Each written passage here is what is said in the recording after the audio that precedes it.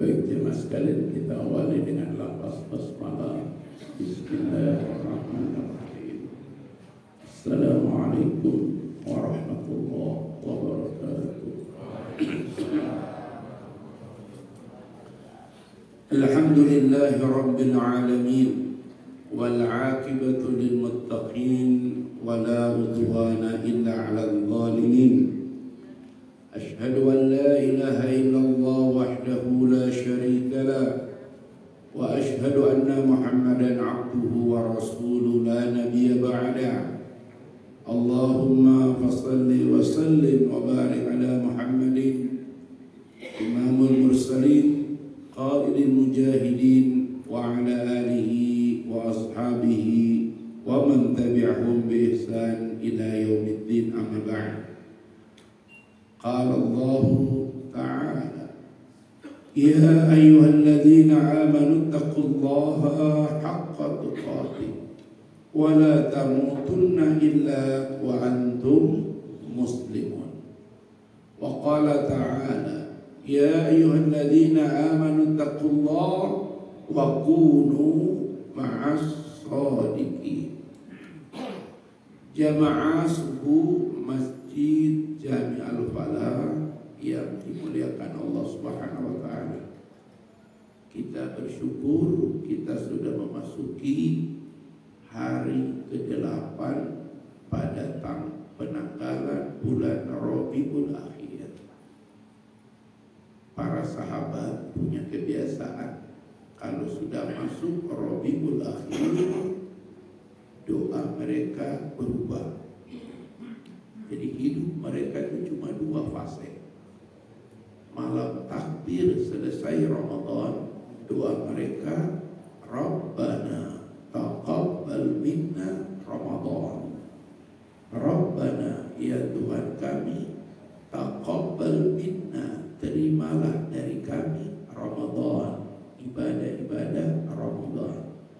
Masuk Rabiul Akhir, 6 bulan menuju Ramadan, doa mereka berubah. Iltaqaina Ramadan, iltaqaina Ramadan, pertemukan kami dengan Ramadan. Jadi siklus hidup mereka itu 6 bulan minta ibadah Ramadan mereka diterima, 6 bulan menjelang Ramadan minta dipertemukan dengan Ramadan. Mudah-mudahan kita sehat-sehat. Fakta menunjukkan banyak tahun ini yang sudah satu-satu meninggalkan kita. Ada faktor umur, ada faktor S, sakit. Ada juga yang tidak ada sakit, umur masih muda, dipanggil. Ya, berturut-turut ini ada kasus yang disebut dengan sudden death. Jadi tidak sakit, tidak ada masalah, meninggal check up, bagus, tidur, dibangunin, gak bangun, dibawa ke rumah sakit, kata dokter sudah meninggal. Masya Allah. Ala kulli hal, kita berdoa mudah-mudahan Allah masih pertemukan kita dengan Ramadan 1446 Hijriah. Penanggalan kalender Muhammadiyah 1 Ramadan itu 1 Maret 2025 dan 1 Syawal 31 Maret 2025. Kenapa Ustaz sampaikan ini? Yang akan beli tiket pesawat dari sekarang direncanakan. Nanti ada cuti bersama, insyaallah. Tema kita hari ini adalah perhatikan teman hidupmu. Perhatikan teman hidupmu. Ustaz, kenapa teman? Karena salah satu yang menentukan hidup seseorang itu adalah teman. Dalam bahasa Arab, teman itu sohib. Kalau di kamus disebut sohib, orang yang selalu menyertai kemana kita pergi. Bisa juga benda, itu tas hitam itu sohib dia, itu kemanapun dia bawa, itu sohib, ya, selalu menyertai. Istri, teman hidup, selama kita hidup dia yang menyertai kita kemanapun kita pergi. Jadi kalau kita pergi-pergi nggak bawa istri, bukan teman namanya. Umroh sendirian, bukan teman. Umroh bawa istri, itu teman. Begitu. Dalam Al-Quran Allah menyebut kata sohib itu bisa istri, bisa suami. Yauma yafirrul mar'u min akhi wa ummihi wa abi wa sahibatihi wa bani. Hari di mana manusia dipisahkan dengan saudaranya, manusia dipisahkan dengan ibu dan bapaknya, dan manusia dipisahkan dengan pasangannya, ya, sohib, pasangan, teman, dan anak-anaknya. Imam Sufyan Ats-Tsauri kalau ingin menilai seseorang, ada tamu datang, ya Imam, ada tamu datang, kata mereka dia ahli agama. Kata Imam Ats-Tsauri, coba kalian cek siapa temannya, coba kalian cek siapa temannya. Langsung kata mereka, oh dia teman dengan ini. Maka kata Imam Ats-Tsauri, maka orang itu adalah ini. Kenapa? Imam Sufyan Ats-Tsauri membacakan hadis masyhur riwayat Imam Ahmad. Kata Nabi sallallahu alaihi wasallam, al-mar'u ma'adi khalili. Pendeknya, al-mar'u ma'adini khalili. Seseorang itu tergantung agama temannya. Falyanzur ahadukum, maka perhatikanlah salah seorang di antara kalian, man yukhalil, dengan siapa dia berkawan. Masya Allah. Jadi kalau kita ingin menilai seseorang, gampang. Itu orang suka kumpul-kumpul sama siapa itu, itulah dia. Begitu Pak, ya. Jadi teman itu menentukan agama seseorang. Inilah jamaah sekalian. Makanya kalau kita orang baik, ada orang tidak baik, boleh kita ajak dia berteman. Niatnya supaya dia jadi baik. Jangan biarkan dia hanya bergaul dengan orang yang tidak baik. Ini penting, berkawan itu penting. Sekarang mari kita lihat penjelasan beberapa imam. Imam Syafi'i radhiyallahu anhu menyampaikan, siapa temanmu? Jadi kita ini berjamaah lama ini, ya. Siapa teman kita? 3 kata beliau. Teman itu kalau dia satu, suka memberikan masukan kepada kita, suka memberi nasihat kepada kita, itu teman, ya. Fadzakir fa inna dzikra tanfa'ul mu'minin. Ini landasannya. Teruslah saling mengingatkan. Fa inna dzikra tanfa'ul mu'minin. Quran surat Az-Zariyat surat 51 ayat 55. Kalau 56, wa ma khalaqtul jinna wal insa illa liya'budun. Ya, pelajaran SD kelas 4 semester genap.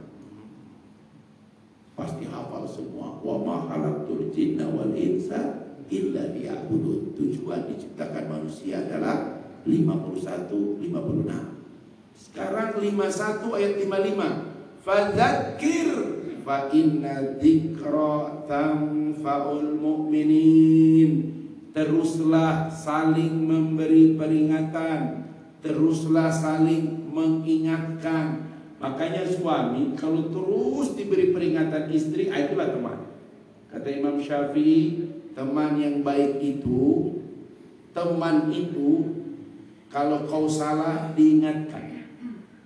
Itu dia. Karena kesalahan itu kata beliau seperti lubang yang menganga. Kalau kita dibiarkan, kita masuk lubang. Maka saling mengingatkan, itulah teman yang baik.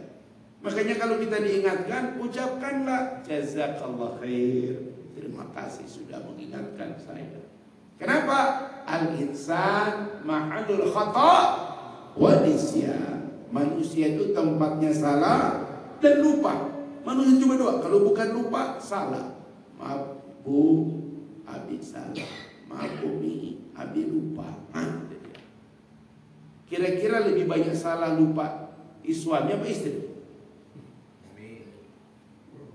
Lebih banyak salah lupa istri, karena istrinya ada 2, 3, dan 4 gitu. Jadi ya saling mengingatkan. Bro, jangan tidur bro, kalau mau tidur di rumah aja bro. Itu saling mengingatkan gitu ya. Masya Allah gitu ya. Jadi sekarang ini gak ada orang yang berani macam-macam. Ada republik netizen. Wah itu kalau udah ini bisa tutup Instagram ya. Instagramnya Bahrain itu tutup. Masya Allah tutup dia. Wah itu FIFA gak bisa tidur. Kenapa? Republik netizen tuh. Indonesia itu nomor 3 di dunia ya. Setelah Brasil, Cina, Indonesia itu kalau ada masalah itu Masya Allah. Kecuali dia nggak pakai Instagram ya, tutup internetnya. Bahrain itu sampai tutup karena dihajar betul, Masya Allah ya. Jadi bapak-bapak, kata Imam Syafi'i, teman yang baik itu mengingatkan. Kenapa gua nggak diingatin? Siapa lagi yang ingatin lo? Lo kalau diingatin marah. Jangan marah kalau diingatkan.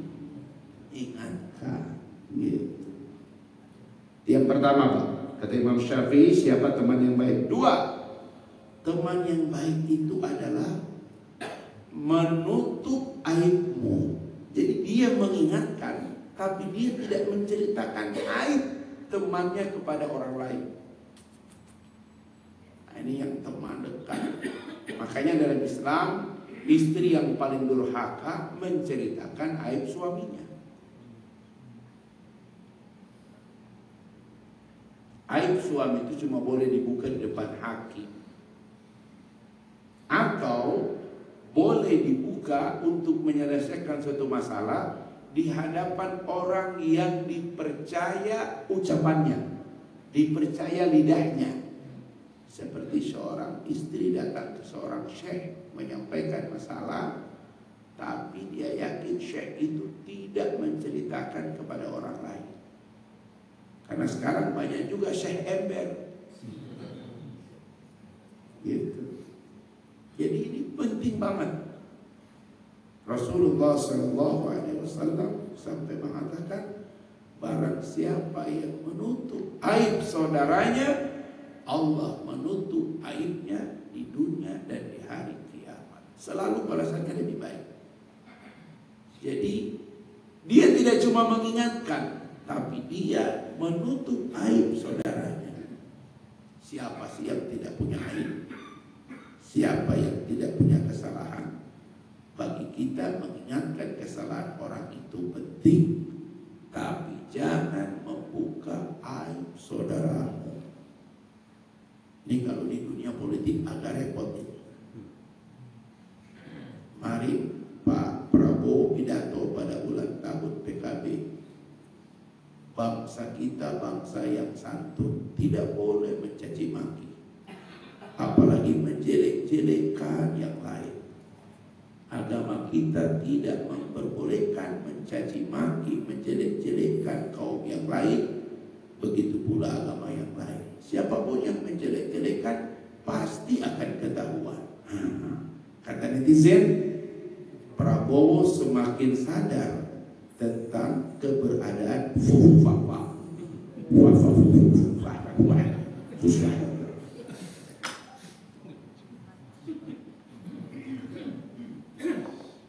Hari ini nggak bisa ada orang yang bisa nutup rekam jejak. Karena ketika mendaftar pilkada itu nomor telepon dan nama orang jelas sama. Jadi bapak-bapak, memang ini perkara yang tidak mudah.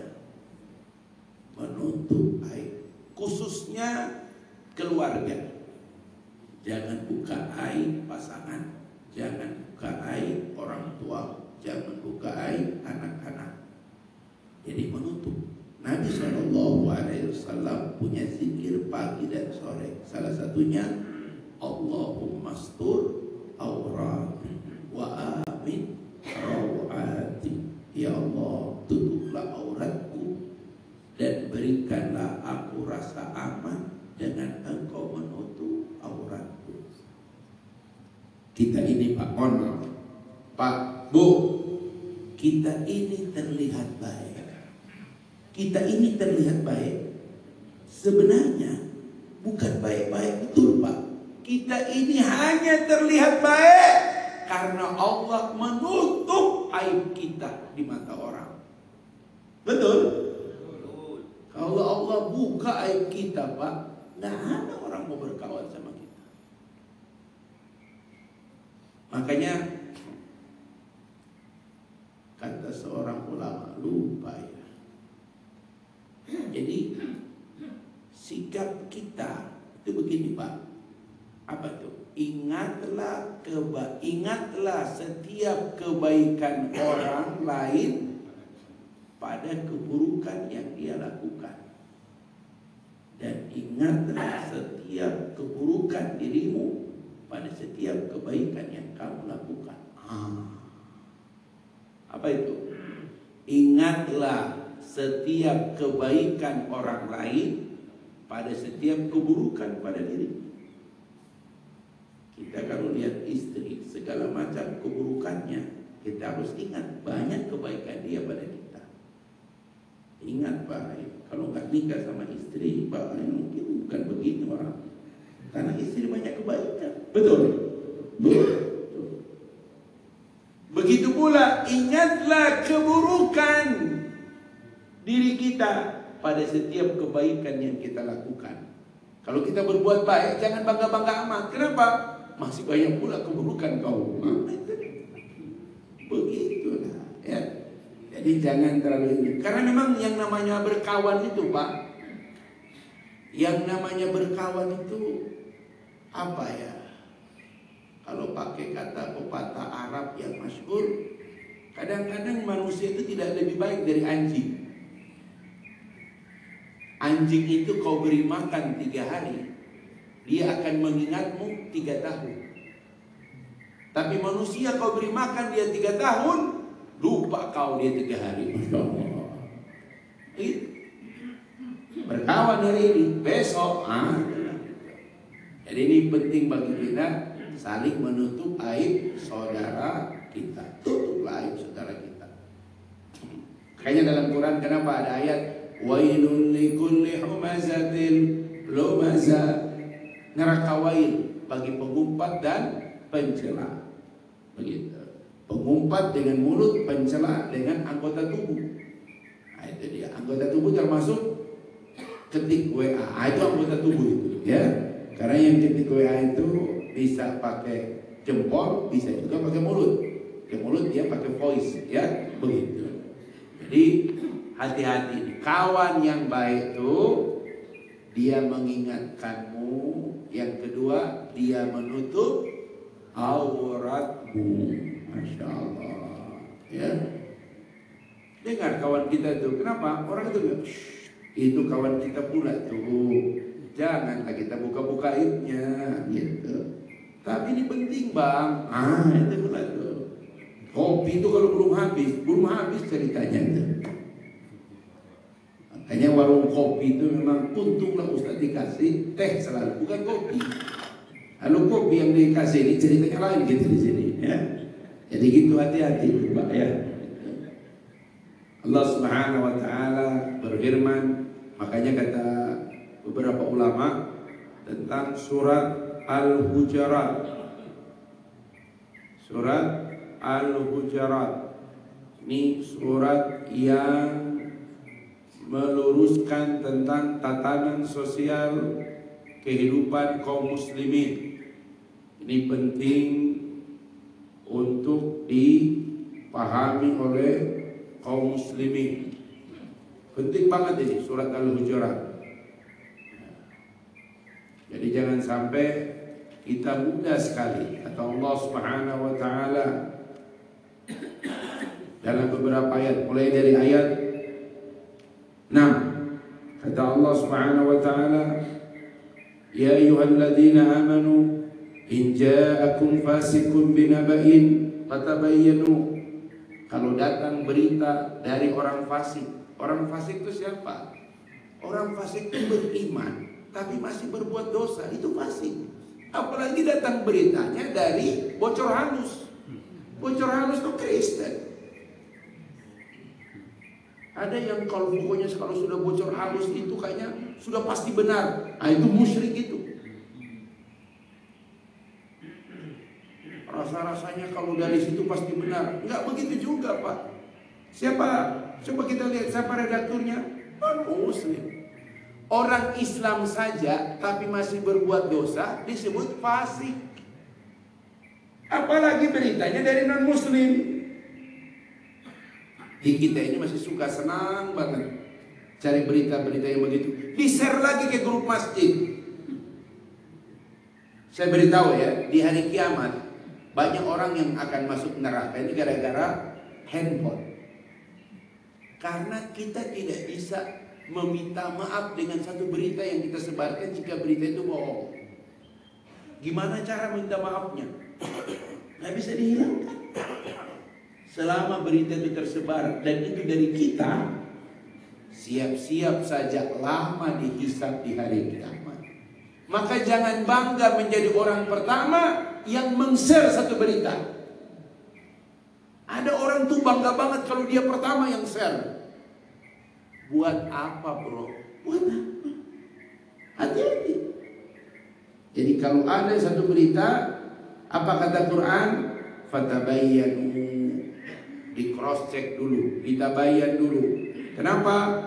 Jangan sampai engkau menimpakan antusibu qauman bijahalatin fatusbihu ala ma fa'altum nadimin. Jangan sampai berita yang kau sampaikan itu kemudian karena kebodohanmu, ketidaktahuanmu menimpakan musibah kepada orang lain yang membuat kamu nanti menyesal. Menyesal di sini kata ulama tafsir sampai hari kiamat. Kenapa? Nggak bisa kau hapus itu. Ini ayat turun belum ada handphone loh. Makanya disebut nadimin. Maksud nadimin sampai hari kiamat. Ketika kau sebarkan berita bohong itu sampai hari kiamat kau akan menyesal. Berat sekali. Hati-hati.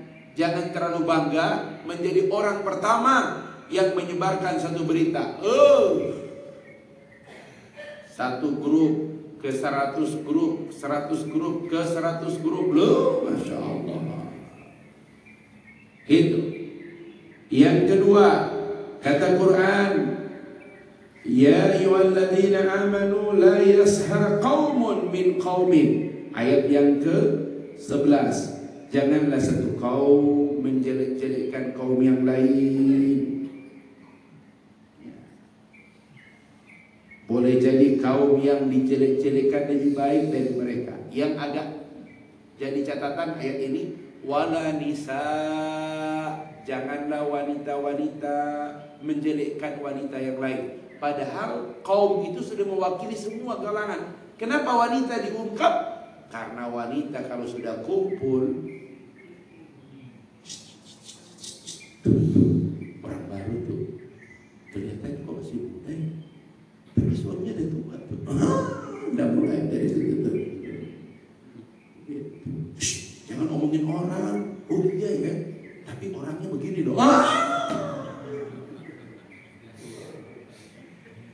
Masya Allah. Itulah sebabnya kenapa banyak orang tuh suka tinggal di perumahan yang tembok-temboknya tinggi. Jadi antara satu dengan yang lain tidak saling mengetahui. Kenapa? Karena pusing. Gitu. Kemarin kita turun di Tegaluar, terus kita cari mobil jalan ke Sumarekon. Luar biasa. Kiri kanannya kumuh, tapi Sumarekonnya wah, harganya mulai dari 2,2 miliar. La haula wala quwata illa billah. Gitu. Tanya security, Pak ini banjir, dulu ini banjir Pak, sama Sumarekon dinaiki 2 meter. Jadi rumah-rumah di belakangnya itu rendah, Sumarekonnya tinggi. Masya Allah. Pak Ustadz, kalau mau di sini Pak Ustadz, karena ini nanti akan dibuka SD, SMP, SMA, Al-Azhar. Loh, Sumarekon bukan Cina, Muslim Pak, banyak banget. Kata orang ITB, kalau kita ke arah Soekarno-Hatta, ke arah Cibiru, belilah rumah di sebelah kiri jalan, jangan sebelah kanan. Kenapa? Sebelah kanan tempat air Pak Ustaz. La haula wala quwata illa billah. Itu yang dibangun Sumarekon itu Pak. Jadi kalau hujan, yang bawah itu aja itu banjir. Tapi sejak Sumarekon bangun aliran sungai besar, yang 2 meter itu sekarang tidak terendam lagi, karena airnya juga sudah ikut keluar. Belum tahu kalau hujan sangat besar. Jadi kalau kita naik Soekarno-Hatta tuh sampai Cibiru, itu dia sarankan cari sebelah kiri Ustaz, karena air dari atas tuh dari sebelah kiri dia nyebrang ke Soekarno-Hatta itu Pak sampai ke bawah.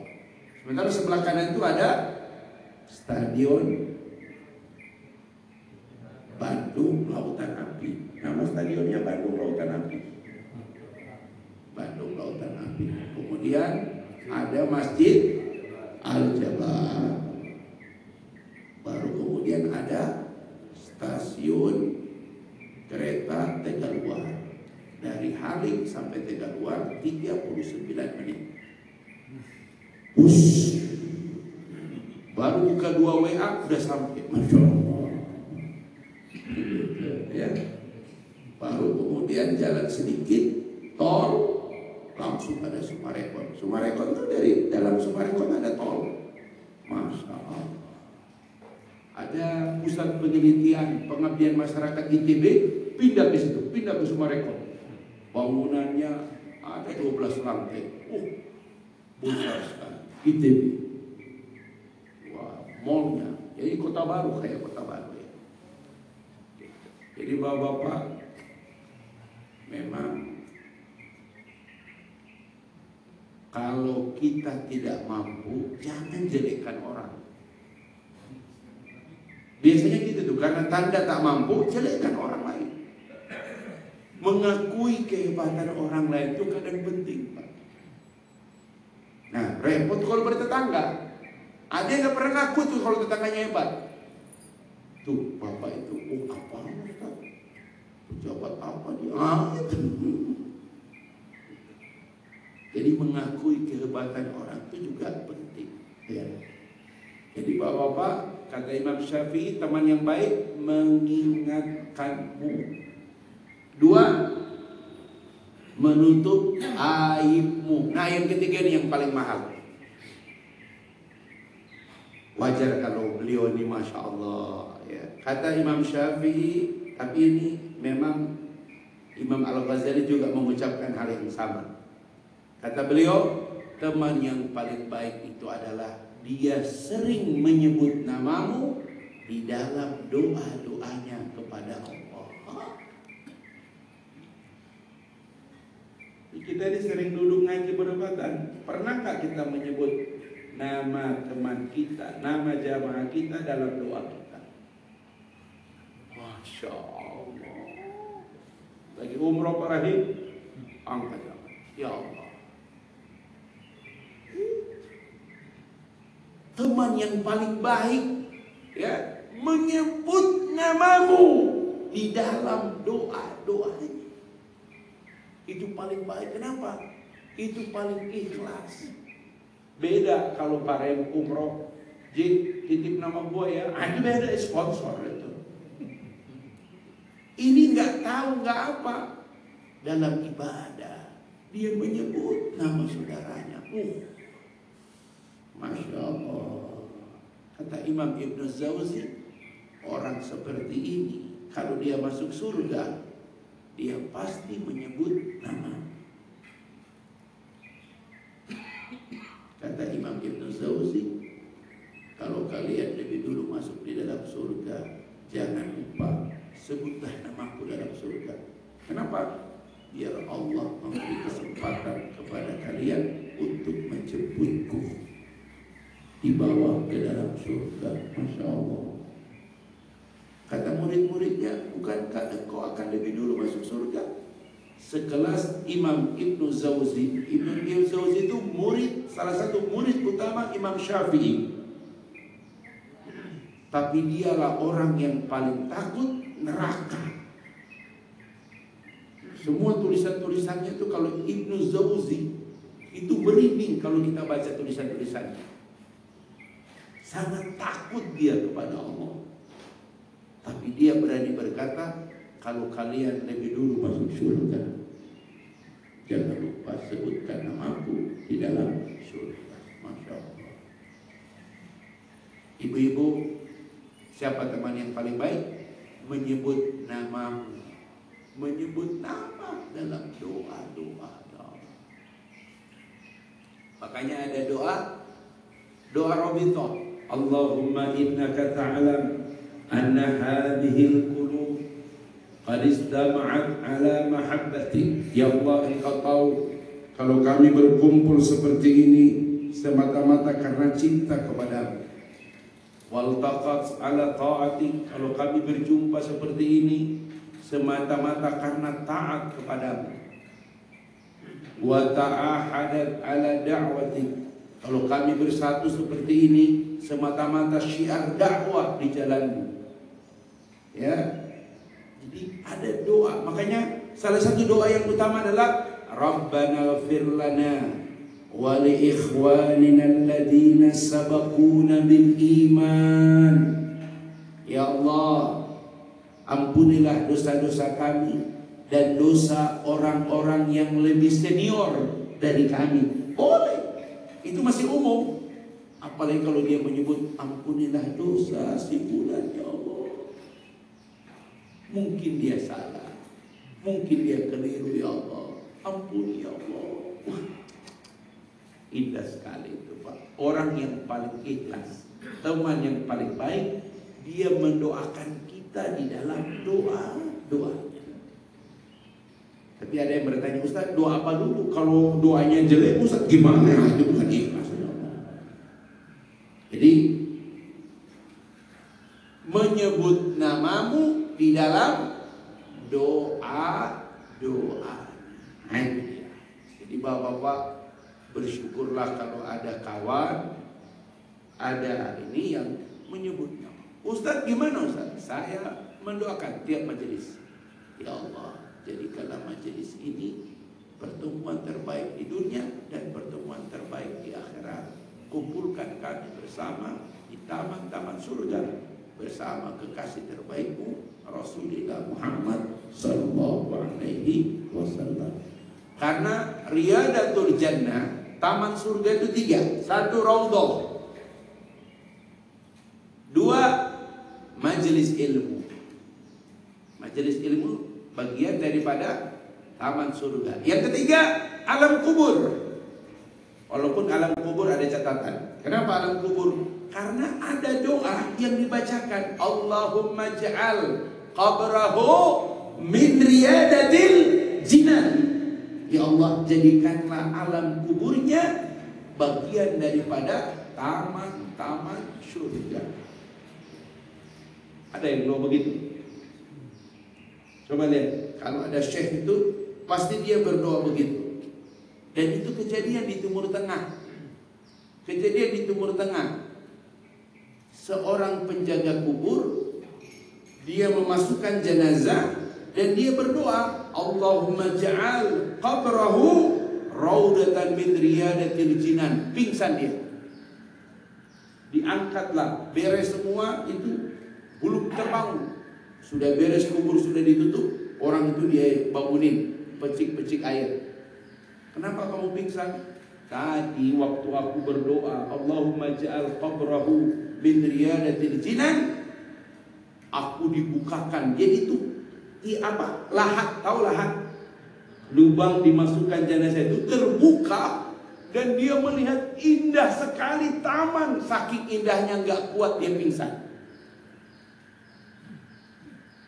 Dan kejadian itu berulang 2 kali. Kenapa? Jenazah itu dibawa lagi oleh orang yang sama. Si ibu itu punya 2 orang anak. Setiap anaknya meninggal, si penjaga kubur yang memasukkan, dan kejadiannya sama persis, pingsan. Dan ketika pingsan dia tanya lagi, kenapa? Aku melihat liang lahat itu terbuka dan aku melihat indahnya taman luar biasa, dan dia pingsan. Dan si penjaga kubur bertanya, ibu, apa amal anak ibu yang pertama? Kata dia, itu amalnya dia penuntut ilmu, dia hafal Quran, dia hafal hadis. Masya Allah, wajar. Terus ditanya, apa amal anak keduamu? Dia cuma pencari kayu, tapi seluruh hasil pencari kayunya itu dia gunakan untuk ngongkosin adiknya yang menuntut ilmu. Masya Allah. Nah itu. Ya. Jadi doa-doa itu luar biasa. Sekarang kita masuk bab apa yang merusak persahabatan, apa yang merusak pertemanan. Nah, ini juga jangan cuma yang baik-baik. Sekarang kita bahas yang buruk-buruk pula. Syuruk ada di sini. Oh, 529. Ya, subukan 417. 1. Tak ada yang lebih kuat merusak perkawanan, persahabatan kecuali kedengkian sesama. Ini rusak banget. Kedengkian. Makanya Muhajirin, Ansor itu Allah satukan dengan keimanan, dan Nabi ajarkan mereka doa, diabadikan di surat Al-Hasyr, surat 59 ayat 10. Doa supaya tidak terjangkit kedengkian pada sesama. Al-Hasyr 59 ayat 10.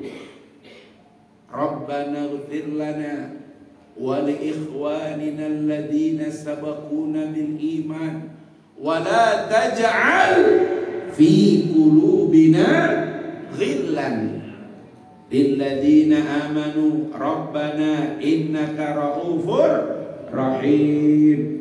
Saya belum pernah kalau ada syekh apa itu kunut, apa doa yang dia jaharkan, pasti doa ini dia baca. Ya, Rabbana ighfir lana wa li ikhwanina alladhina sabaquna bil iman wa la taj'al fi qulubina ghillan lilladzina amanu. Ya Allah, ampunilah dosa-dosa kami, ampunilah dosa orang-orang yang beriman lebih dulu dari kami, dan janganlah kau jadikan di hati kami ghillan. Ghil, apa itu ghil?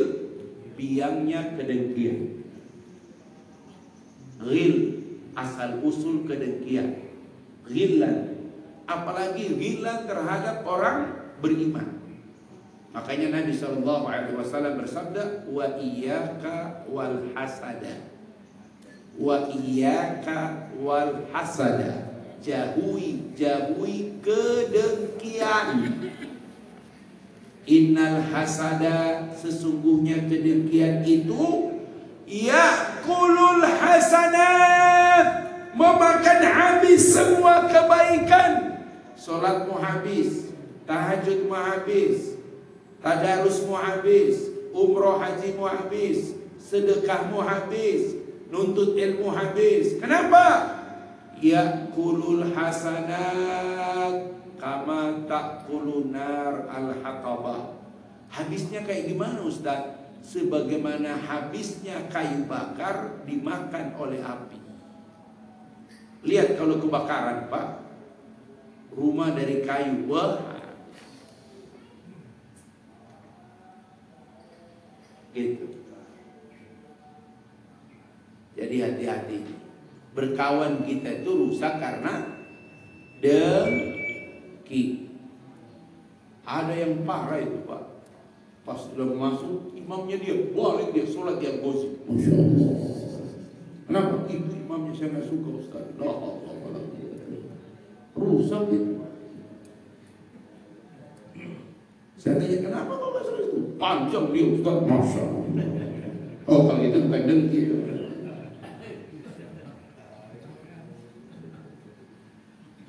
Cuma faktor suka nggak suka, like and dislike. Jadi hati-hati nih kedengkian. Habis gimana Ustaz? Orangnya jarang ke masjid, tapi renovasi rumah terus aja dia Ustaz. Masya Allah. Renovasi rumah nggak ada kaitannya dengan sering ke masjid apa tidak ke masjid. Memang ada orang tuh hobinya renovasi. Ini jangan tersinggung yang suka renovasi ya. Dia nggak senang tuh kalau 3 bulan nggak ada yang diketuk-ketuk. Masya Allah. Semoga tetangganya itu tidak ada yang sakit gigi. Itu nggak enak banget kita kalau sakit gigi tetangga motong keramik.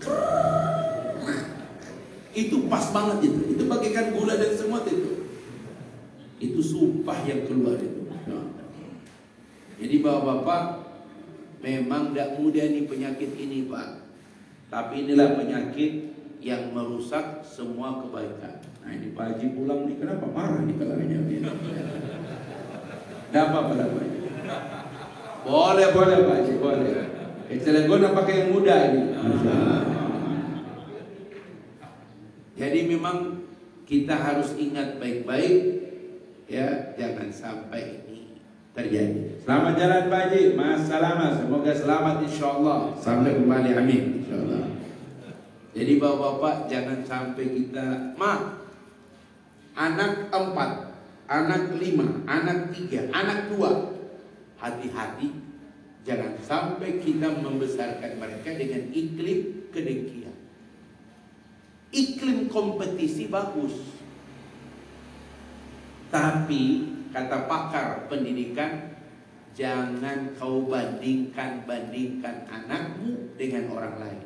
Gimana bahasa Jawanya?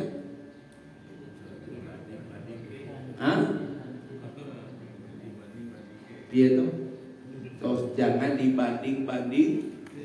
Nah, itu.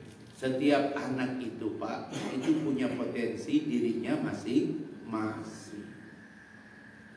Saya suka bilang, jangan terlalu bangga punya anak di luar negeri. Jangan terlalu merasa remeh karena anak cuma dalam negeri. Yang ngurus kamu nanti tua itu anak dalam negeri bro. Yang luar negeri itu dia nggak akan ngurus kamu lagi, karena udah beda alamnya. Kamu masih makan nasi, dia udah makan keju Pak. Udah beda Pak. Gitu.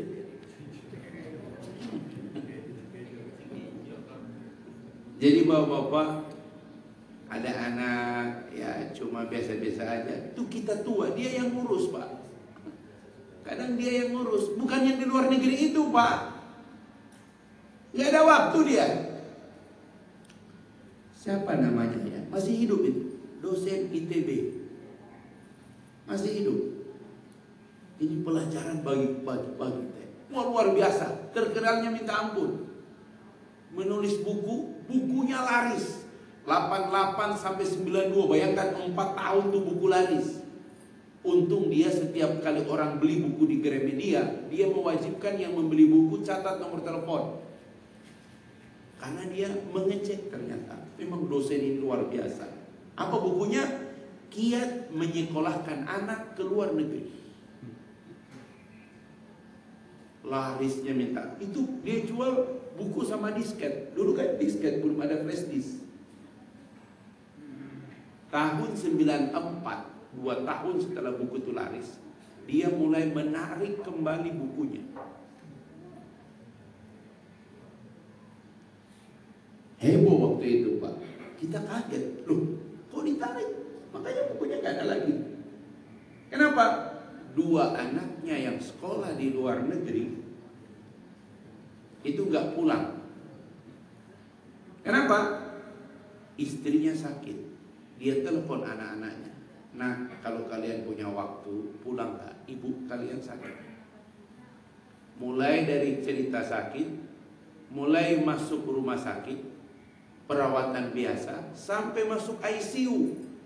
Dia kirim tiket open date. Dulu terkenal tiket open date, kapan aja dipakai. Pulang pergi, Amsterdam, Jakarta, Jakarta, Amsterdam. Sampai ibunya koma, mereka nggak pulang. Apa kata dia sambil marah? Nah, kalau ayah yang kalian berlakukan seperti ini, ayah nggak masalah. Nah, tapi kalian berhutang sama bunda. Kalian numpang hidup di perut bunda 9 bulan 10 hari, diungkit sama ayahnya. Kalian menyusui air susu bunda. Ya. Kalian dipeluk, dibesarkan oleh bunda. Datang nak. Gak datang anak. Saya tidak menyebutkan alasannya karena ini privasi. Sampai dimakamkan 2 anaknya gak datang. Nangisnya minta ampun. Apa yang dia lakukan Pak? Benar-benar kaget Pak. Mulai dia mendatangi Gramedia, mulai dia menelpon satu-satu orang yang beli bukunya. Pasti alamatnya dia kirim. Dulu masih wesel Pak. Ya, dia kirim Pak uang. Balikin bukunya. Masya Allah. 2 anaknya Pak sekolah di luar negeri berkat buku itu. Itu ketika ibunya sakit. Lama ibunya sakit, ada hampir 6 bulan Pak. Anaknya gak punya kesempatan nengok. Bandingkan dengan seorang alumni ITS. Ini bukan berarti ITB ITS ya. Alumni ITS, pimpinan proyek Bandara Negeri Timur Tengah. Saya tidak menyebutkan bandara apa. Nilai proyeknya 1,2 triliun. Salah satu bandara yang cukup mewah di Timur Tengah. Mereka pemenang tender. Hari itu tanda tangan. Dan yang tanda tangan pangeran. Ketika pangeran sampai di ruang meeting mau tanda tangan di sebuah hotel Timur Tengah, di pertama dia tanya, mana pimpinan delegasi kalian? Maaf Pak, tadi subuh semalam tuh Pak dia pulang ke Indonesia. Hah? Kenapa? Kalau begini batal. Kenapa dia pulang? Ibunya masuk rumah sakit Pak di Surabaya. Lah, kan dia bisa tunda. Ini 1,2 triliun. Bayangkan tahun 90 1,2 triliun. Nilainya berapa ya? Langsung tuh pangeran bilang, kalau gitu batal kontrak ini. Ternyata dia beritahu asistennya, siapkan private jet saya, private jet. Tapi ini bukan nebeng ya, dia private jet sendiri.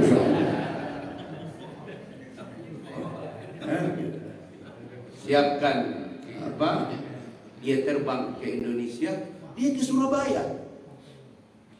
Rumah sakitnya dia minta, datang dia temuin. Karena menurut pangeran ini nggak mungkin ada orang begini akhir zaman. Dia datang temuin, kaget itu anak ITS itu. Syekh, iya saya datang.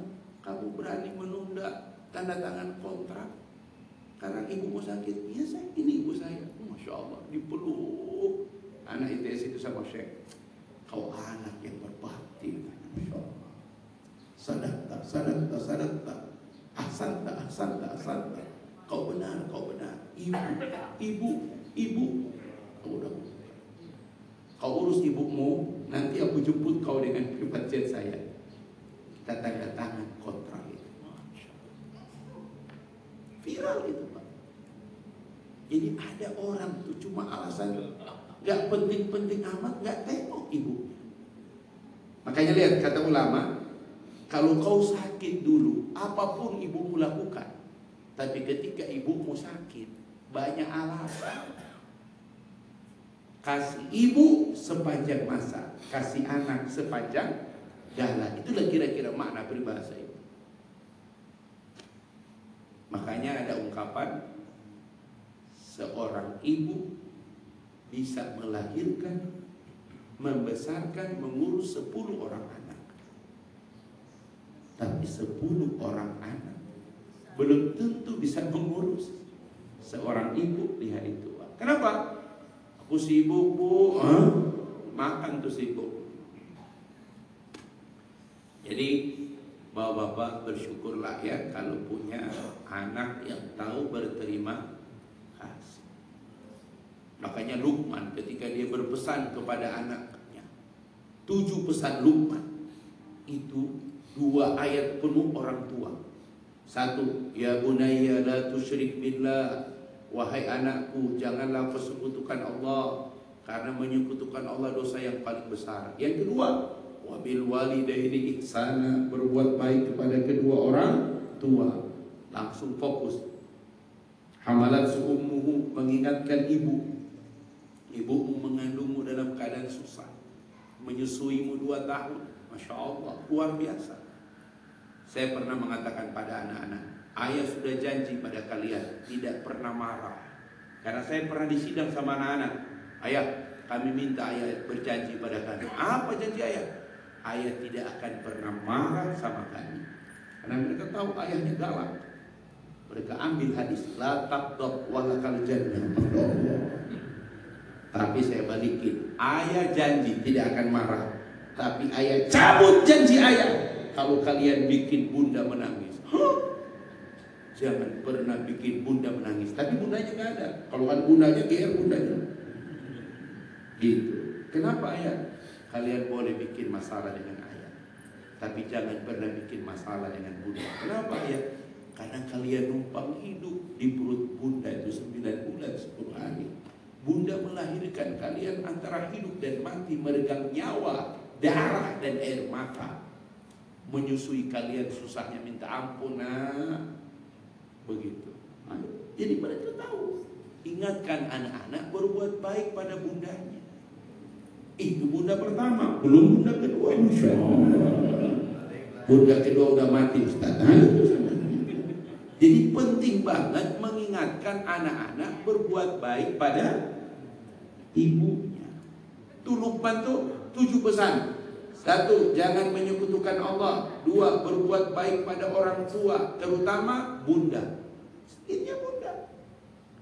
Baru yang ketiga, muraqabah, dimanapun kau berada Allah Maha mengetahui. Jadi anak tuh punya kesadaran kalau orang lain nggak tahu, Allah pasti tahu. Yang berikutnya apa Ustaz? Pesan agama. 1, sholat jangan ditinggalkan. 2, amal ma'ruf. 3, nahi munkar. Baru bersabar dengan apa yang menimpa. Masya Allah. Yang berikut, jangan sombong di muka bumi. Baru yang terakhir, jaga ucapanmu pada orang lain. Penting banget ini Pak. Jadi jangan sampai anak-anak kita keluar dari koridor ini. Jadi yang merusak persahabatan itu kalau sudah ada kedengkian. Kalau kita lihat orang lain, alhamdulillah dia renovasi rumah, berarti besok kita. Dia ganti mobil, alhamdulillah hari ini dia ganti mobil, boleh jadi besok kita. Karena rezeki kalau sudah selesai dengan orang lain, mungkin rezeki itu pindah ke kita. Ibu lihat, alhamdulillah anak-anaknya sarjana, boleh jadi besok anak ibu. Ibu lihat lagi, alhamdulillah suami udah nikah lagi, boleh jadi besok. Nah, itu dia kan. Gitu. Jadi bersyukur dengan apa yang menimpa orang lain, gitu. Karena nikmat itu berputar, begitu ya. Nikmat itu berputar. Jangan mendengki.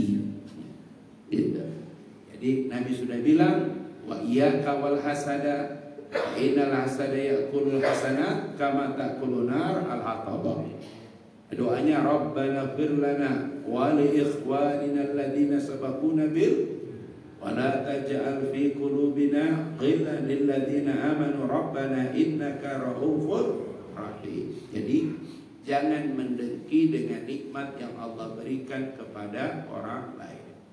Nah, satu sifat setan lagi yang merusak persahabatan, adu domba. Ini di Garut sebenarnya. Memang Pak, yang suka jadi iblis itu bukan cuma jin, tapi manusia.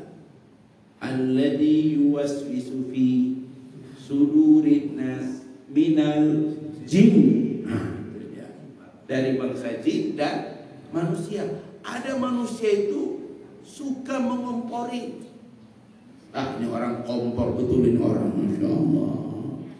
Ngompor aja. Makanya di grup masjid itu hati-hati, ya. Grup masjid itu kadang-kadang susah kita ini. Kenapa? Banyak yang suka ngomporin. Makanya ada orang tuh nggak jelas, pokoknya dia hobi teruskan. Dia nggak baca langsung teruskan. Masya Allah. Aduh. Ya. Di Mesir nggak bisa. Ya kayak Indonesia Pak. Di Mesir itu WA apa semua dikontrol. Ketahuan besok dijemput. Di Cina nggak ada WA.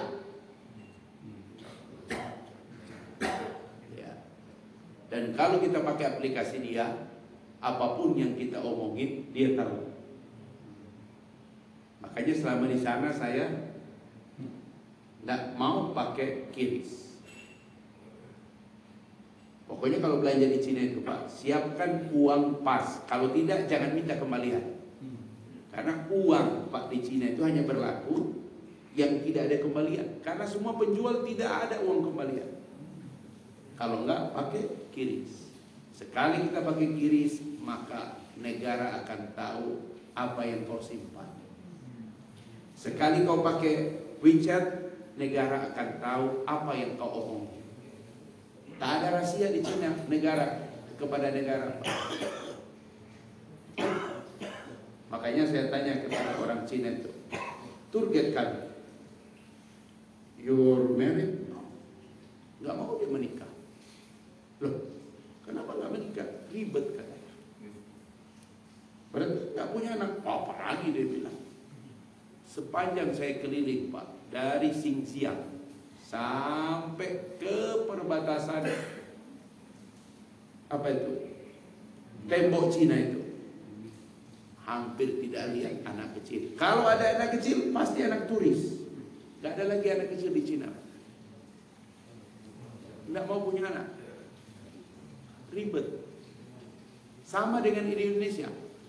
Bapak-bapak, hati-hati. BKKBN, ada orang BKKBN di sini, mengatakan kami tidak punya program prioritas Ustaz. Tapi BKKBN sekarang lebih sukses daripada zaman Pak Harto. Bapak boleh cek jumlah anak di SD hari ini. Banyak banget SD tutup. Kalau Bapak naik flyover Pak di Marta Dinata itu, turun ke Air Mancur, sebelah kanan itu dulu ada SD gas. Itu 8 SD itu Pak. Sekarang tutup semuanya. Bukan karena dialihkan Pak. Gak ada lagi anak SD. Bapak tinggal cari anak sekolah-sekolah SD itu, tinggal SD unggulan yang bertahan sekarang Pak. Gontor tuh tiap tahun 15.000 yang daftar. Sekarang yang daftar cuma 2.500. Apakah karena gak orang masuk? Anak lulusan SD sekarang sedikit. Saya pakai taksi dari Solo ke Ngawi Gontor Putri. Yang bawa taksi itu umur 63 tahun. Piye Pak sehat-sehat.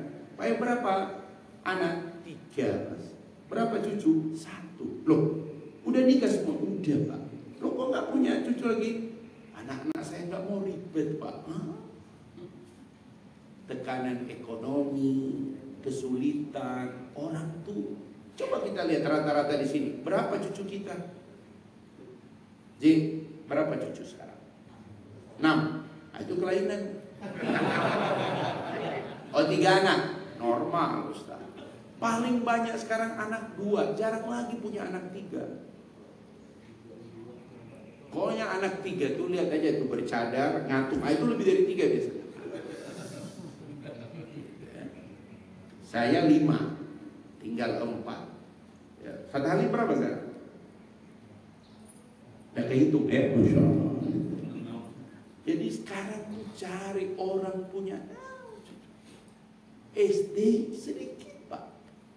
Penyakit itu ada juga pada kita sekarang. Di Cina itu semua bandara, tempat-tempat kunjungan apa itu, semua yang ngurus tuh orang-orang tua. Cuma memang gak ada yang gemuk Pak di sana. Makan itu Pak, 12 menu itu paling kurang, 8 menu sayur. Sampai saya bosan, Masya Allah, sayur lagi. Itu Bapak-Bapak. Mudah-mudahan insya Allah kita bisa berkumpul nanti insya Allah. Ini kan Taman Yasmin. Di dunia Taman Yasmin, tapi di akhirat taman surga. Kalau tidak dengki. Ya.